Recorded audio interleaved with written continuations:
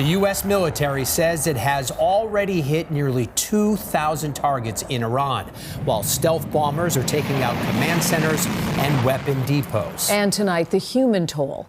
These are 4 of the 6 U.S. service members who were killed in the conflict. The Pentagon says the Army reservists from Iowa were killed in a drone strike in a Kuwaiti port. As the fighting spreads throughout the Middle East, there are more casualties. Iranian officials say that nearly 800 people have been killed in that country. Tonight, we have team coverage of this escalating war, the political fallout, and the urgent message to get civilians out of harm's way. We begin tonight with Aaron Navarro, who is in Washington, D.C. Aaron? David and Lisa, President Trump today defended his decision to strike Iran, framing it as a proactive measure.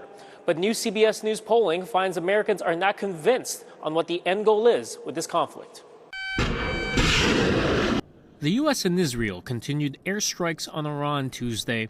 Among the sites Iran says were hit, a police station and a hospital. Back in Washington, President Trump hosted the Chancellor of Germany at the White House while continuing to defend Operation Epic Fury. We were having negotiations with these lunatics, and it was my opinion that they were going to attack first. They were going to attack if we didn't do it. A new CBS News poll finds most Americans surveyed, 62%, do not believe the administration has clearly explained the U.S.'s goals in the conflict with Iran, and 69% say the president needs congressional approval before continuing military action. Leading Democrats shared their concerns about the ongoing conflict. And we've already tragically lost the lives of 6 American service members because Donald Trump, without justification and without coming to Congress, has gotten America into a Middle Eastern war that we know will not end well. But Senate Republicans are standing by the president. There's a lot of controversy around, questions around the War Powers Act, but I think the president is acting in the best interest of the nation and our national security interests. Asked about the oil price spike, President Trump acknowledged they may be high for a bit, but then claimed after the war ends that they will drop to lower prices than ever before. On Capitol Hill, Aaron Navarro, WBZ News. Now, we'll have more on oil prices in just a minute, but first, more than 1 million Americans are believed to be in the conflict area, whether they're on diplomatic missions, business trips, or vacations. And now it is a race against the clock to bring them home. Samantha Cheney joins us now with that story from the Satellite Center. Samantha?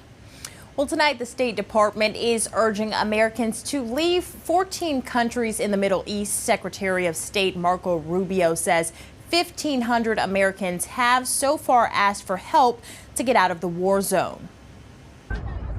Stuck in Israel amid the ongoing war. Right now, we're just hunkering down and waiting it out, but we don't know how long that's going to be. Rachel Klausner, a mother of 4 from Sharon, is trying to find a way out of the Middle East and back home. I think there is some potential plans for folks to get out, but it's not so simple, and it's not. We have 4 little kids, so it wasn't, unless there's a very clear path. It's hard to do the venturing. The war has restricted airspace in the region since Saturday, stranding thousands of Americans. We would like to go back home. Massachusetts resident Shelley and her husband are in Tel Aviv, sleeping in a safe room as Iran targets Israel with ballistic missiles. And when we hear a siren, we have to close the door and close it like that. We need to have contact information for Americans that need assistance. While Secretary Marco Rubio says the State Department is implementing plans to evacuate them. And it'll be a variety of methods: charter flights, military flights and transports, expanded commercial opportunities, and in some cases land routes. Tonight, Senator Ed Markey criticized the Trump administration. It's pretty clear that this is chaotic. There's a lack of planning.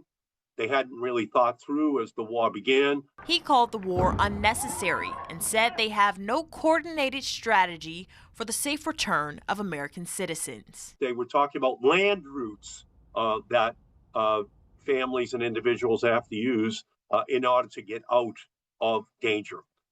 That's not a plan. That is absolutely making it up as they're going along. Now, for those who haven't already, Secretary Rubio is urging travelers abroad to register for assistance. For more information, visit the MyTravelGov website. Samantha Cheney, WBZ News. All right, Samantha, thank you. Wall Street trying to ride the wave of the war's impact on global markets. You can see the numbers here, not great. This is the Dow today, but all three indexes ended in the red. But an initial slide was buoyed when the president announced that the U.S. Navy would escort tankers through the Strait of Hormuz, the waterway bordering Iran, that transits 20% of the world's oil supply.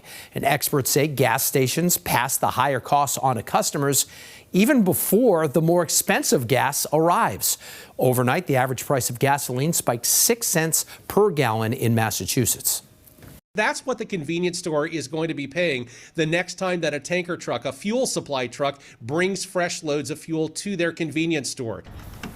Gas Buddy is predicting another 10 to 25% increase in the next coming days.